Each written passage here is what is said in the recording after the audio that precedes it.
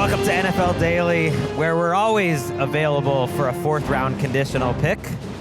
If there's financial considerations for involved. yourself. A little more for me. Yeah. I'm cheap. Yes, this is NFL Daily, presented by DoorDash. I'm here in the Chris Wesseling podcast studio. Two of my favorite people in the world, Colleen Wolfe and Jordan Rodriguez. And today they are representing the yin and the yang. Colleen coming off a record-setting 16 hours of sleep. Just is amazing right now. I wish I could say I feel refreshed, but I don't. So I don't know what's wrong with me. And Jordan Rodriguez of The Athletic coming off of a day where Colleen is saying that she feels a little dark energy from Jordan, but she I likes like it. Yeah. This is like, I'm into this Jordan. Let's despair. Oh, okay. Should we just get into it? Yeah, no, we had an idea for a show, and maybe we'll do it in the future of where the despair rankings. I'm into it. It actually feels like there's more teams than ever that don't have a lot of hope in week. I think you're right. 7 to 8, and we're actually gonna talk about the potential sellers, and that's the list of the teams. But let's just get to it, Jordan. Let's not mess around. So on Sunday. And yes, we're going to be previewing the trade deadline. It's 2 weeks from when we're taping this. Mm-hmm. And that sounds like a long time, but this is when all the conversation is going to pick up. A lot of those trades actually in the past few years were about 1 week before. They did move the trade deadline back. So conversation is going to pick up over the next couple of weeks. It's a nice time to just go through potential trades we'd like to see and just talk about the market in general. But before we get at that specific, you're in the middle of one of these stories, Jordan, because the Los Angeles Rams might be one of the potential sellers. And you reported on Sunday that Cooper Kupp could potentially be available in a trade. Ian Rappaport of NFL Network had a similar report. And by the way, Ian, if you're listening, Ian had it first. Oh, did he? I didn't even know that. I saw Getting my Ian points. Okay, so my Rappa points. He's not listening. Rappa points is good. I did see him send a nice tweet out, though, about your play caller series. Though. That made my good morning job. before my morning devolved into chaos. Okay, yeah, big John Spytek pop this week, your guest, not to get too far off track. I did love your one with Alec Hallaby and the Eagles last week. So, yes, people should check out the play callers. But let's talk Cooper Kupp. What do you see? Where is this at? What do you think? It's fluid, right? Because let's also add the context of a little bit of actual news today where the Rams opened up Puka Nacua's 21-day window to return. Mm-hmm. So this is a team that's getting healthy. Now, it is also true that they have spoken with teams about what it would possibly be to facilitate a trade. They were getting calls on him earlier in this fall, even when he was recovering from the injury, which is what I reported Sunday. And it wasn't like the jokey calls they used to get on Aaron Donald, like, you want to send us Aaron? And ha ha ha, everyone laughs about it. How many of those did he get? Every year teams would do it. And some GMs that Les Snead is close with would call to prank him about it and all that. But this was not that. This was, hey, would this guy actually be available? What would it actually take? Those types of calls that the Rams are getting. And they've spoken with teams about those types of things. And so this is significant, not just because it's Cooper Kupp and he's been the heartbeat of this offense for so many years, despite the fact that he's been so injured over the last 3 years. He hasn't been able to complete a full season since basically sacrificing his entire physical well-being for that Triple Crown and for the Super Bowl in 2021. But it's wild to me that we're here now. It feels like yesterday that I was covering that team. And we're here now where they're talking about potentially, and teams are wondering what a Rams future might look like without Cooper Kupp and what it might take to get him in their building.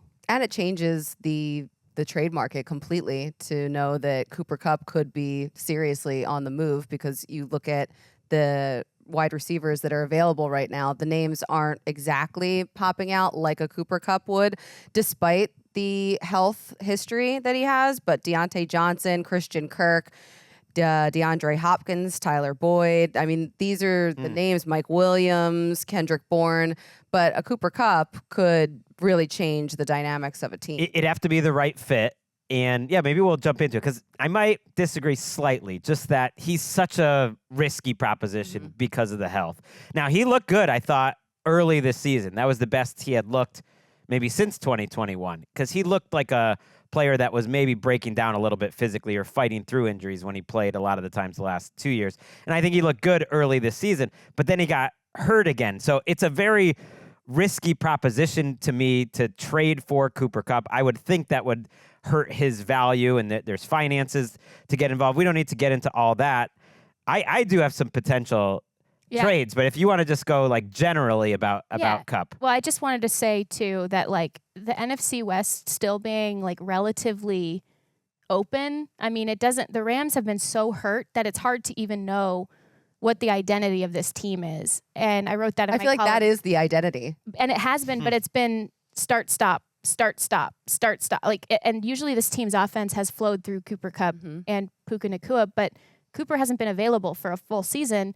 Puka wasn't available for the full season this season. And so now it's kind of like you're straddling the gap between two worlds. What a world without them, or at least one of them looks like, and what a world where you get them back and you could build again, as you have over the last few years through them. So the thing is because you're getting Puka Nacua back, and because you know that Cooper Kupp is so valuable with all the things away from the ball, unlocking elements of the run game, Steve Avila being out means that their screen game is crashed, and Cooper Kupp can help unlock elements of that mitigate pressure on Matthew Stafford. All of these different types of things, you're almost tempted like, okay, the NFC West is still in reach. We know Matthew Stafford, what his contract structure looks like, insinuating that maybe he comes back to the table or moves on after this year. Is it time for one last ride with the gang all together and healthy, right? Steve Avila also coming back later this fall. Is it time for one last ride to try to at least, save some face in the NFC West and see where it takes you? Or is this the time to say, okay, this era is now closed. Let's move to the new era, which we've already had to have one foot in by proxy of the fact that he has been injured. Right. And look, last year they were a dynamic offense essentially without Cooper Kupp all season. They had Puka Nacua. Right, when he was at, but they're going to have him back. They're hoping within this 21-day practice window. Thank you, Walker. We're going to go to the game on Thursday night. We're actually going to preview that game, and the timing of it's very interesting. It's a tough game, Vikings at Rams, and we can get into that. But whether they win these games, they have the Vikings this week, and then they have the Seahawks, a division game in week 9 before the trade deadline. That could all play into it. I also am very hyper aware as I was prepping for this that I try to avoid talking a lot about the Rams because I know that's... No, they're in the middle of things right now. But now I'm like, oh my God, it's almost like the karmic balance of the universe cycled back around and is forcing me, twisting my arm to talk about so much. Thursday night game, Cooper Kupp potentially on the block. Like this is a... Let's see if Matthew Stafford gets on the block in the next couple of weeks. We'll put a pin in that. I don't think that's happening. That really hasn't been out there, but you do wonder if they lost a couple of these games. Let's just talk where Kupp could go. I'm going to propose a trade. Okay. I switched midstream. I'm going Bucks. Liam Cohen was there in Los Angeles, and then you have the injury with Chris Godwin. If I'm looking for a comp for Cooper Kupp and what he can do for your offense, Chris Godwin is obviously a younger version of it, but that makes a lot of sense to me. Now, I don't know if Mike Evans' injury makes it more or less likely, but Rick Stroud of the St. Petersburg Times reported he's probably out Mike Evans for the next 2 to 3 weeks. Oh, God. Maybe they're not trying to put him on IR because they're hoping he can come back after their bye, but that's probably missing 3 games. Like, do they even believe it's worth trading for a Cooper Kupp? Either way, they're a team that does not like to give up their draft picks, but there aren't that many that would. They're a team that makes sense on paper, too. And there's so many teams that need a wide receiver, and the Bucks just kind of jumped into that pool last night after the injuries. You have the Bucks, the Chargers could use a wide receiver. The Chiefs is for some like reason I can't imagine the Rams and Chargers doing business because I just think there's a little bit of rivalry there, a little bit of heat. They're not going to want to give the other LA team. It's like sneaky rivalry. It's not amongst the fans, but it does seem like it's a real thing. You think the front offices have a bigger rivalry than the fans do? Yes, I do. Like they're sharing a stadium. It's like the Rams stadium, but the Chargers are the tenants. It's it's a little weird. Yeah, the Niners too. There are so many teams that need a wide receiver. They wouldn't do that. They love Cooper Kupp too much. However, they don't want to. They don't want to see him like succeeding. Proof that Kyle and Sean are good now. We swear. But I would love the fit with the I'll tell you, I'd love the fit with the Chargers. Right? I don't see it happening per se, but I would love that fit if he is on the move. What about the Chiefs? Yeah, someone did a Photoshop and it just looks so natural. But the thing too, so I was reading when I was prepping for this, even before the morning devolved into chaos, Jonathan Jones at CBS was talking about the Chiefs who are really wanting to go get a receiver and trying to get a receiver. And one of the holdups would be they might be asking for a higher price in his reporting because teams don't want them to just get a three-peat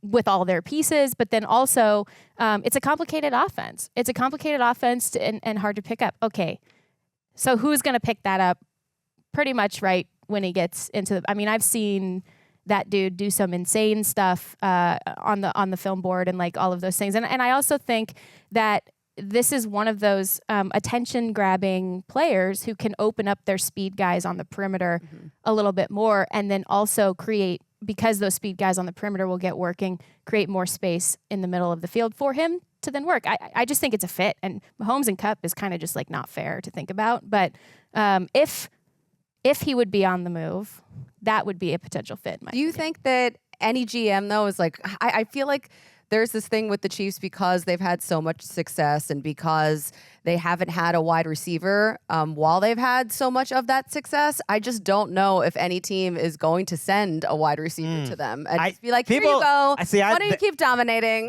That part of the Jonathan Jones report, I don't know if when push comes to shove, I totally buy it. I think it's like free agency. I buy it 100%. I think it's a thing. It's like free agency and players. Ultimately, the team that offers the most money is gonna get him 90+% of the time. So if the Chiefs offer the best draft pick, I believe they're most likely to get him. This is not a 90% plus of the time situation though, because it's Cooper Kupp. Like again, this is fluid. This is a fluid situation based on all the context. What do they care about the Chiefs winning another Super Bowl? What's he worth? But what do you think Cooper Kupp would go for? The significance he has been to this franchise. I mean, he's been one of their franchise players. He's symbolic of the Super Bowl era as it still exists within that building. Yeah, but these reports, and it's teams calling them, and we'll see, but when they get out there this much, I tend to think he's probably gone. Just having nothing specific. Well, there's been a lot of teams, if it gets out there to this point and it's out there, like that means that a lot of teams are talking about it. That's what I mean. Yeah. Like, so when that happens, history tells me it's complicated to keep him. Now, would they play him Thursday night to show that he's healthy? Do teams need to see him healthy? Would he sit more because that you're trying to make sure he doesn't get hurt before he gets traded? Like, who knows? That's all very complicated. Let's actually take a look. Let's take a step back for a second. Let's just talk about who we think are the potential sellers. And this would double as a rough draft of the, what are we calling it? The misery rankings or despair. Yeah, despair. Just teams that are in despair now. With a smile. And it's basically just the reverse order of the standings. That's all you really need to know. But it's the Panthers, the Patriots would certainly be looking for draft picks. Man, that Matthew Judon trade looks amazing right now, by the way. Matthew Judon's not doing anything for the Falcons. By far the worst year of his career. The Browns, certainly. The Titans, the Jaguars. The Giants are in a tricky spot because Joe Shane and Brian Dable don't have a lot of job security, so that one's a maybe.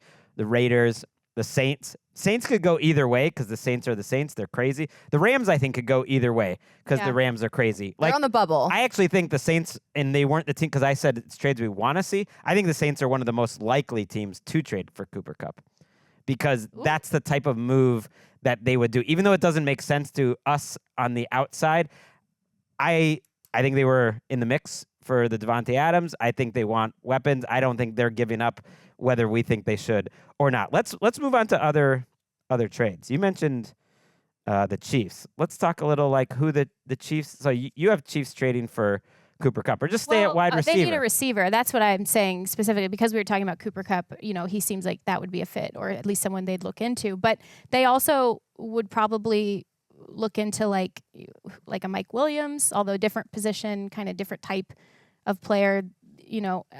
What do we think about Deontay Johnson gets open? Deontay Johnson seems like an awesome pickup for me. I don't think he has like the best reputation, maybe as like an easy guy to manage. That happens. The Chiefs don't care about that. With wide receivers. The Chiefs don't. I mean, he also wants out of Carolina. He's looked better with Andy Dalton, and I mean he's a pending free agent, so it doesn't make sense for the Carolina Panthers to hold on to him if they're not going anywhere. Why don't you get something for him in return? Depends what they think of him. Like you could franchise tag him and try to sign him long term. Mike Tomlin got sick of him, and yet I could almost see the Steelers trading back for him, like on a discount. I don't know. Deontay Johnson, to me, is the guy that I'd want the most out of all these guys because he's younger and he gets open, and you just feel like you maybe have a little bit of a longer runway, and maybe you're not paying that much because it's a short-term contract. Somewhat, I do have it in my notes. Could the Steelers bring him back? Because they are looking, it seems like, to add a receiver. It feels like that. It seems like they would be someone who would be making calls on a bunch of these different guys, inclusive to Mike Williams. And I don't think, we've seen them pivot in different ways that maybe didn't make sense to us at the beginning of the decision and now make a little bit more sense to us. Yeah. And so that Deontay Johnson bringing, I don't see why, unless there's something we don't know where it's like you crossed the line and there's a point of no return internally. But I just don't know that there was one. But I do think that looking into Mike Williams is a possibility. And they, especially when they get a taste of like throwing the ball around the yard like they did this last weekend, I think they'll push even harder to try to bring someone in their building. What about Mike Williams back to the Chargers? Ooh, I like love that. Yeah, that makes new regime. sense. Yeah, new regime. I love that. They kind of need a guy that can get separation, though, so I don't know how. That's why I had on my list It of would be? potential trades, I had Chargers trade for Deontay Johnson because, like, give me a guy that gets open. And on one hand, you could say he's similar-ish to Ladd McConkey, but two of those guys gets open, catches the ball. Right, and is Justin healthy. Herbert had a crap load of drops this last week by his receivers. And McConkey's been good. That Jalen Reagor one. Oh, yeah. That was on a dime. Herbert played the best game of the season that will get lost to history. I don't know who watched that game.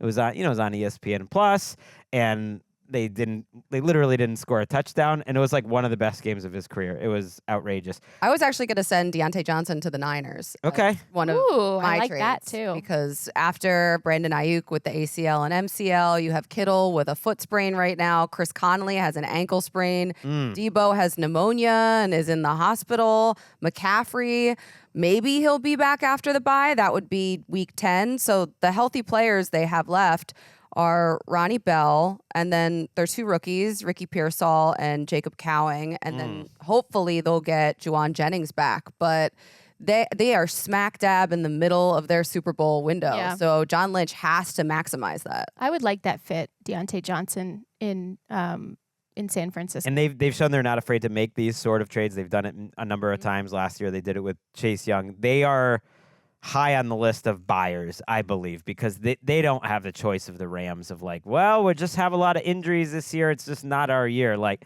they're looking at this NFC West and saying, thank God this is a bad year in the NFC West and that they can still recover. I think they could get in the mix for someone. Circling back to the Chiefs, I could just imagine DeAndre Hopkins there. So that's my God, yes. That's You're my so trade. right. I could just like see him there. And you're right, actually, with Cooper Kupp because he is a more one-to-one fit of maybe what they do, although they can use all different types. And if you're getting 100-plus yards out of Juju Smith-Schuster, that's the role Cooper Kupp would be in. Like, sorry, Juju, you're out. He's out with a hamstring injury right now. Anyways, but I'm going DeAndre Hopkins because that's a guy, it's not really about the separation. Patrick Mahomes doesn't need a guy that can necessarily separate, but he does need a guy to go to on 3rd and 9 or to go to make a tough contested catch deep down the field. They don't really have that guy when Tom Brady is doing the game and he's really talking up Jay Watt. And it's like everyone loves Justin Watson, and I'm sure he's a good guy and he does but he's a role player. And when he's in that like X receiver role, that's not a good situation. Go get him, nuke. Yeah, and Hopkins, I mean, he's in the final year of his deal right now, and I think he still has a lot more left than what we are seeing because he was hampered by the injuries and the quarterback situation. The Will Levis of it all. The Will Levis of it Yeah. all.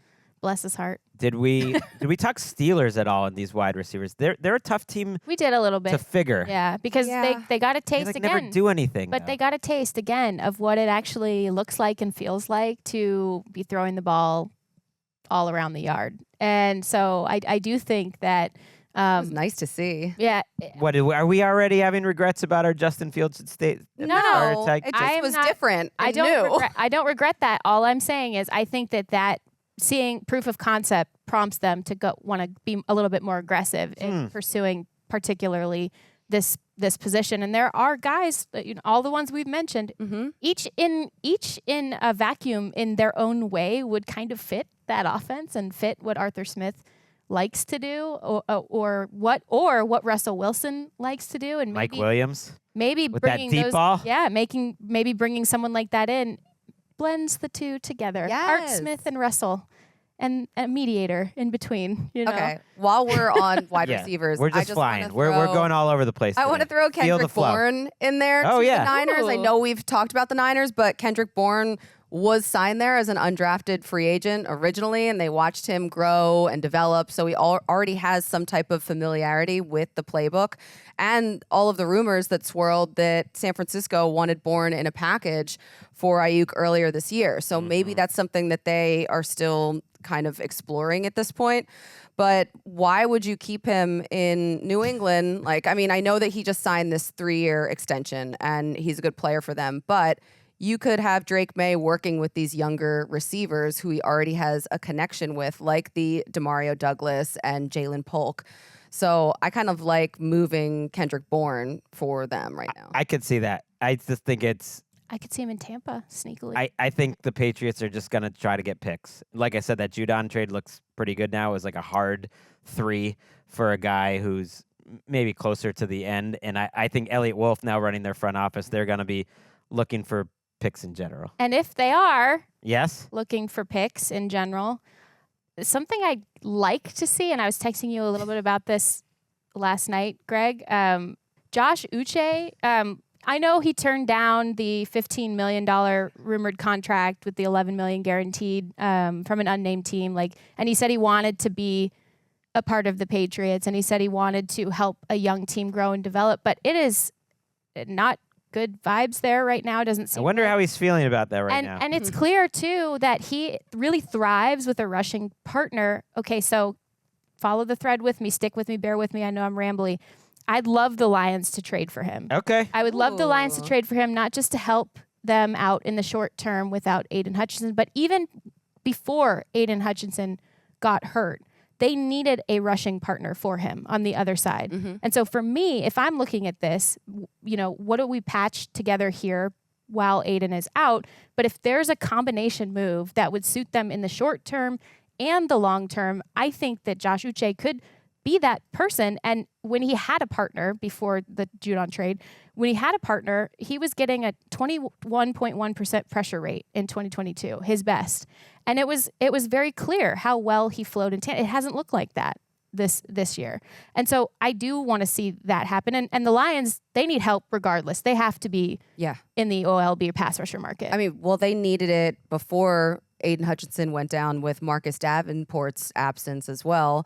I kind of like a Zadarius Smith to go to the Lions. I could see that. Actually, low base salary. Zadarius Smith to somewhere in the NFC North again, because I also would love a reunion with the Packers. And it's not like that is a pressing need for them. But you could never have too many pass rushers. They have a great rotation now. And, why not? The Browns should and could be sellers. They already shipped off Amari Cooper. And then they lost this recent game, and they lost their starting quarterback, and why not? I like that. I think it's less likely with the Packers. There was maybe some hard feelings there with his how they termed his injuries and payments, and he went out ugly. But sometimes they make up, but it was not a happy divorce there. He was not happy, I think, how they treated his back injury, if I remember right.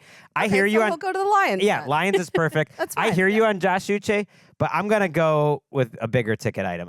We're going for the Super Bowl here. We got to get there just to get Aiden Hutchinson going with Max? back on the field. No, Max Crosby, I have been told. I would love to see him in Detroit. Can you imagine Michigan man going back to Michigan? Oh, that's a good call. Uche, I think, is from Michigan as Michigan. well. So there you go. Michigan, People love to do that. It's always just pick the local guy. But it does happen that way more than you would I feel expect. like it happens a lot more with Michigan and with Georgia. Yes. Yeah. There's just a lot of football players from Georgia, especially. All right, let's go. No, I dug around a little bit about Max Crosby, and just people just say that it's just not going to happen. Mark did some Davis loves it. sleuthing? Mark Davis just it's up to him ultimately, and I don't think I think he knows what that would mean for his fan base. Max Well, Which would Crosby be the is end- that the franchise. end of it. He is a quintessential Raider. He also was the person who lobbied to make sure that Antonio Pierce was the guy. Mhm. You can't just disappear after that. You got to see through what you've openly committed to. And that's even before, I don't even think I would love to see him in Detroit. I don't even think that's a thought in his mind or the franchise's No. mind. No, I he's would love to see it. He's the voice that everyone listens to. It's almost like he is a head coach in a way. He is Like kind put him of on the side of the helmet. Just make it a Or- picture of Max. That'd be but sick. with with the eye That would patch. be sick. No, I'm gonna make a fun narrative trade, which is that the Lions trade for Trayvon Walker from the Jaguars Whoa. for a conditional 3rd-round pick. Can become a 2nd if he hits some very hard conditions. Trayvon Walker has gotten a little bit better every He year. has. And I think it's actually taken a bigger step this year than people have noticed. He's now a good enough pass rusher, not a difference maker, but a strong guy, physical, will set the edge, good in run support, and seems like the type of guys that the Lions like. They have a beefy, front. They like guys. They want to be able to stop the run. And, he's maybe not a bend the edge type of guy. And it's almost hard to imagine, thinking back to that draft, that Trent Baalke would, oh my gosh. trade him to the team that got Aiden Hutchinson, the much Right. better choice. But I do like the idea of those two guys just being on the same team. So Yeah. for fun, I'm just throwing that one out there. It's trades we want to see, and that would be a fun one. That's the defensive player I'm giving to the Lions. I wouldn't hate that. I mean, I like that. I just think I just don't think it will happen. I like that you like it, and I would love to see it as well because again, his physical skill set does fit what they like for that line. And this is again kind of like what I said with Uche. Like this is a short-term, long-term.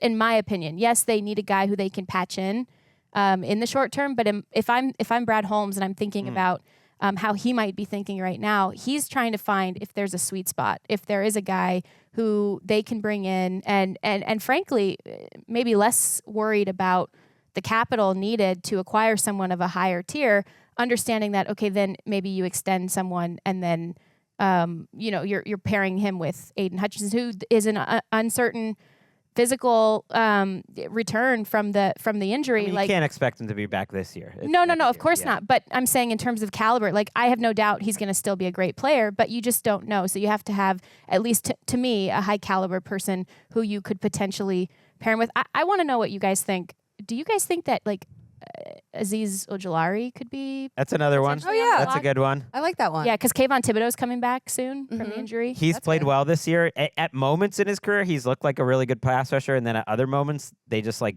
bench him, and he's their 4th or 5th pass rusher. But he was on the list of players that were just like floating out there as available from Ian Rappaport. I always just say that name. It's hard to say. Rappaport. Maybe you should work on that. Rappaport. Points. Points. Ian does Segment idea. Rappaporting. That's Segment what I idea. like. He put Preston Smith out there as another guy who could be Yeah. available. I was like, oh, that's Saw a that. weird Do one. you know subtly if they are looking for just a 1-year patch of someone who is very physical once he gets back from the injury? Are we talking about maybe Jadeveon Clowney? That would be another Panthers being possibility. sellers. But that to me that wouldn't be like a short-term, long-term thing. That could be. So I think if I'm remembering an iconic moment correctly, on the opposite side of an iconic Michigan play, Jadeveon Clowney, That's right. I don't know. the helmet popping off, and that was him, right? That was Michigan Was involved that Michigan? in that? I don't on the think other so. side, I think. I don't know. I have no idea. It was Michigan. So we're idiots. I'm not a college guy. I mean, I remember the play, but I just figure. Yeah. I just remember the iconic scene of that helmet rolling, and we can cut this if it's not right. It's fine. It is right. It is right. I had Ojulari going. I was thinking who needs a pass rush team? Like the 49ers, they're a team I could see picking up like a relatively low cost pass rusher. They could trade for Chase Young again. That would be funny. Yeah. I don't know if they would do that. The Falcons, The Falcons forever need a pass rush guy. Always. Like, no matter what they do, they still need help. So they're another team I thought about. Harold Landry is another pass rusher. I think that I haven't seen out there, and he's on a team that's really sinking in terms of the Tennessee Titans. He's better than I think he was when he first came back from his reconstructive surgery. And so the Falcons are a team I could maybe see being in on these edge rusher guys. Maybe your Eagles, even though they've put a lot of resources into edges, they kind of never get tired of putting more resources into Howie edges. loves to do splashy things, so All right. maybe. I'm going to present to you a fun one. I really like this one. Okay. It better be good. The Ravens trade for Saints cornerback Marshon Lattimore, one of the best cornerbacks in the league when healthy and playing very well when he's been on the field this year. Been a rocky relationship, I would say, between Marshon Lattimore and the Saints maybe the last couple of years. Just like, he's maybe been on the trade block. Who knows? I think he is just a perfect fit for the types of players that Baltimore likes. And when I look at this team, I don't think they have enough cornerbacks. I don't think their secondary has played very well this year. You saw like they're coming together a little bit, but you look at Marlon Humphrey, just had a knee injury. He's been banged up quite a bit over the last couple of years, but he's usually more in the slot. Nate Wiggins, their first-round pick, has been hurt sometimes, not played great. Brandon Stevens gets picked on. Marcus Williams, a former teammate of Marshon Lattimore, has been struggling at safety. I look at this roster, and I think this is the best team in the NFL. The one spot where I think they could really use improvement, people will throw out wide receivers, and if they got Hopkins, like that wouldn't shock me, but their offense is so good, and I think they love Rashad Bateman that they might not really feel like they need a receiver.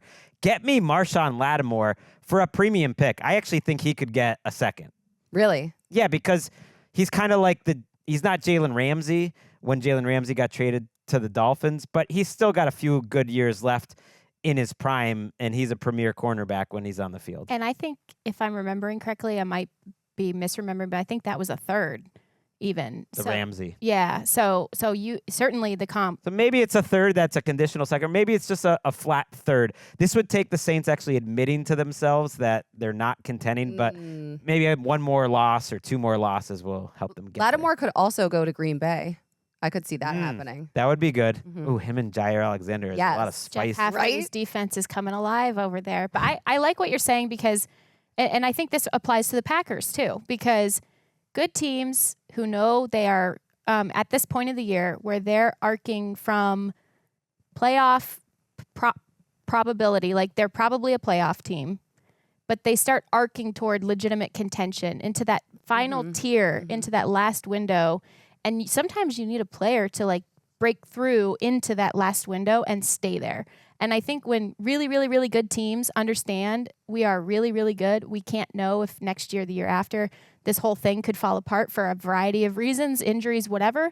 You have to push and you have to take these swings at this time. We saw this a couple years ago, adding superstars to a roster already loaded with superstars, and that is what gets you through the final levels of contention. Now, what team are you talking about? The Rams? The Rams, but the Rams also were far less of a complete team than the Ravens.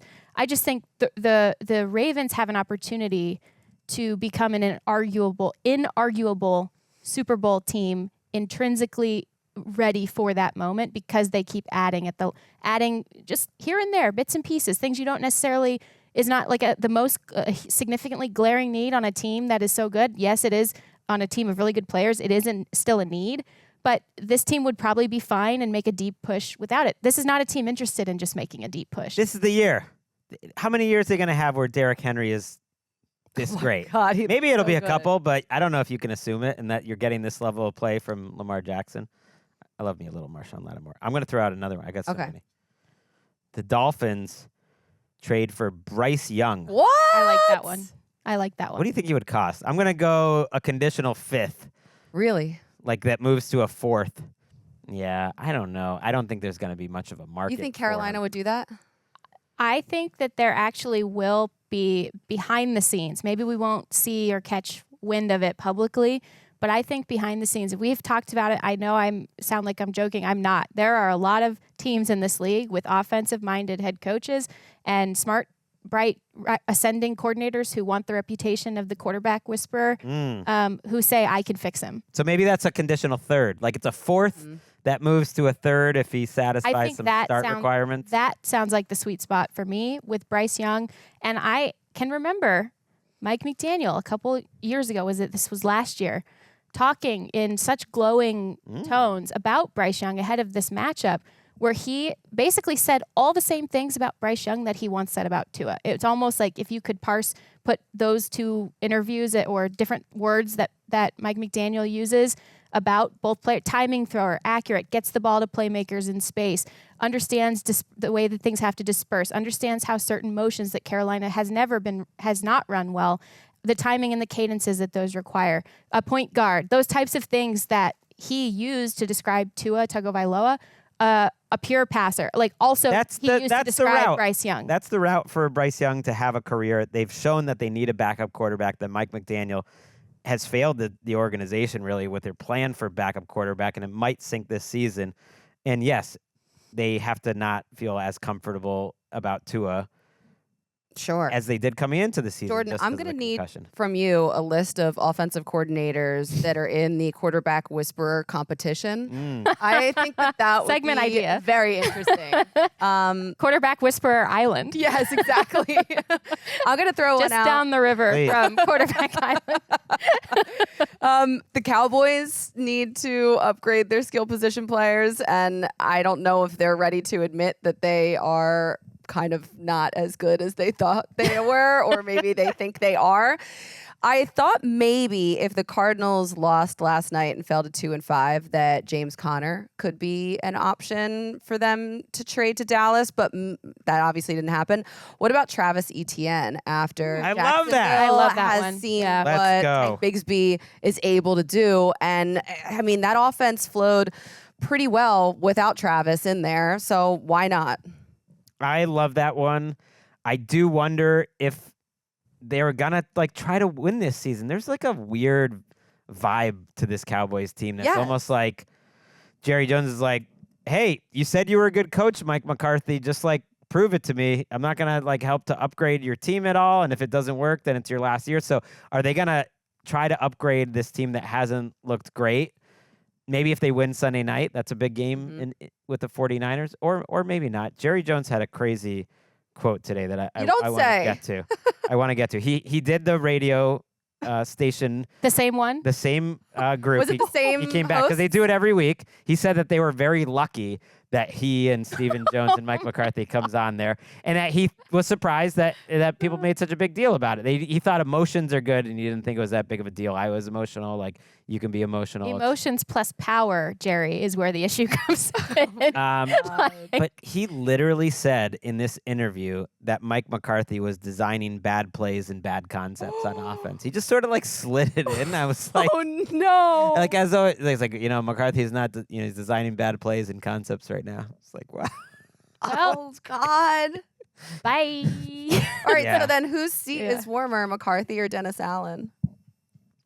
I think Dennis Allen, just because he'd be more likely to lose his job midseason, but maybe not. Dennis They're Allen, close. who blamed Clint Kubiak for calling a timeout when coordinators are not allowed to call timeouts. I love that so much. That same Dennis. Are we talking about the same Dennis Also, Allen? just That's him. leadership, bro. Now you could go too far. Nick Sirianni now makes up things that he's at fault for, and he's just he's like, no, actually, I was the one that had the wrong order of the player introductions on Sunday. Nick Sirianni's it's all my fault. Incredible. Dump on me. It's almost like a kink thing or something like that.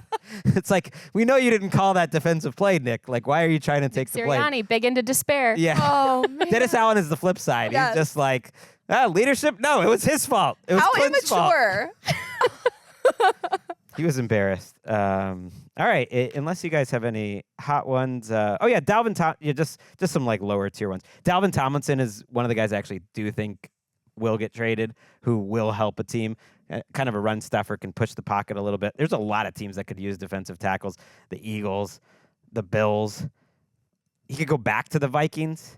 I listened to this show Purple Daily, and they were throwing out this give up 2 first-round picks for Dexter Lawrence. I don't think the Giants would give up Dexter Lawrence. No. He's one of the best right now. But That's crazy. well, you never know. If someone was That's willing to not give up I 2 think he's first-round one of the That's best not happening. That would be defensive fun. players right now in Yeah. the entire league. On a bad team, still to me in Defensive Player of the Year. Yeah, conversation. exactly. Yeah. This was Thanks for the pointing player I found the most rosters he would fit on. The Seahawks would make sense. A lot of teams could use kind of a Good a players. run stuffer. Yeah, he's a good player, but also there aren't many defensive tackle types, and he, I think, would totally be God, available. the way that he from can the Browns. move at the size that he is. Dexter like, Lawrence. Sorry, I went back to Tomlinson. Yes, Oh, you're right yeah. about Lawrence. Yeah. He's defensive player of the year right now, I Right. think. Chris Jones would be in the mix. Mm-hmm. Pat Surtain was up there when Brian Branch is making a case. Got hurt. Yeah. He's, by the way, I texted you this, but just for the record, for the audience, we're adding Brian Branch to the cluster of safeties on the guys who rule. Okay, he rules. That's Yeah, fun. He rules. He most clearly rules. There was that weird report that from ESPN that teams were calling about Garrett Wilson. That set off a few alarms that why are you putting that out there? I don't know if they lost a couple games. Could Garrett Wilson potentially be real? Tyreek Hill, if they lost a couple games, things are getting a little weird there. Alvin Kamara, Deontay Banks might not have a lot of fans right now with the Giants. There's a bunch of Patriots, Dietrich Wise, Jonathan Jones. Darius Slayton, I think, could get traded. We were talking about the Chargers. He would make a little sense to me on the Chargers. Those are some names. The trade deadline, they moved it back a week, so we get a couple more weeks of conversation. We're not going to do this each week. I thought this was a good time to just kind of set the table. It does feel like teams are still operating on the same calendar as before, regardless of the move back a week, because all these things are happening right. early. It's true, Yeah. but I do think if teams are 2-7, like for instance, if the Rams are 2-7, that does feel different than right now when they're 2-5. If the Jaguars are 2-7, maybe the GM who doesn't want to trade his number 1 overall draft pick is literally not even there. Like that. For the teams that are on the bubble, like between good, maybe good, bad, you don't know what they are yet. Like those 2 weeks are crucial. 1 week can feel so big in the NFL. I mean, think about the Giants 2 weeks ago. They were coming off of a pretty great win in Seattle. I tried not to think about the Giants. I mean, they were coming off a great win in Seattle. Daniel Jones looks good. It's like, hey, this team's maybe pretty good for a 2-3 or whatever team. And it's like now their season's over. They stink. They go to Drew Lock. I mean, come on.